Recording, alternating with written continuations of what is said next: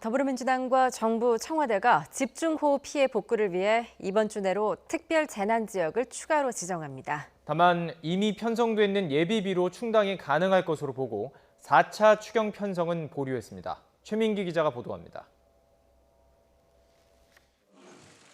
전국 곳곳에 발생한 엄청난 피해를 복구하기 위해 더불어민주당과 정부, 청와대가 특별재난지역 선포를 서두르겠다고 밝혔습니다.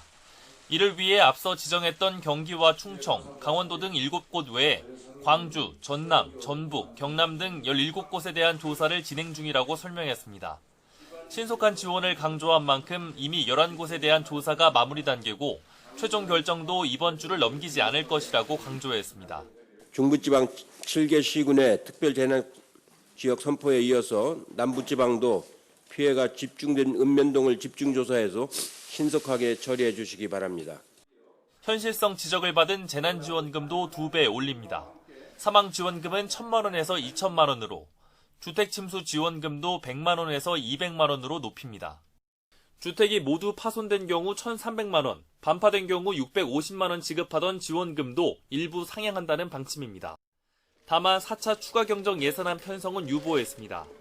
중앙정부는 예비비 3조 원 정도를, 지방정부는 재난관리기금 등 2조 4천억 원을 확보하고 있는 상태라며 일단 이 돈을 먼저 사용하겠다는 겁니다. 여기에 네 번째 추경은 1961년 이후 59년 만인데다 코로나 추경으로 누적된 국가 채무가 부담으로 작용한 것으로 보입니다. 현 상황은 감당 가능한 재정 상황임을 확인하였으며 추경은 추후에 판단하기로 하였습니다. 줄곧 추경 필요성을 주장해왔던 미래통합당은 예비비만으로 충분할지 의문이라며 추경이 필요하다며 협조하겠다고 밝혔습니다. 그러면서도 정부 예산 운용에 잘못된 부분은 철저히 따져 물을 것이라고 경고했습니다.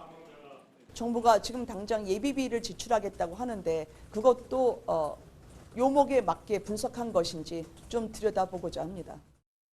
당정청은 현재까지 호우 피해 복구에 5천억 원 정도가 필요할 것으로 추산하고 있습니다.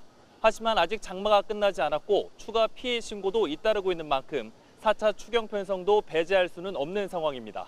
YTN 최민기입니다.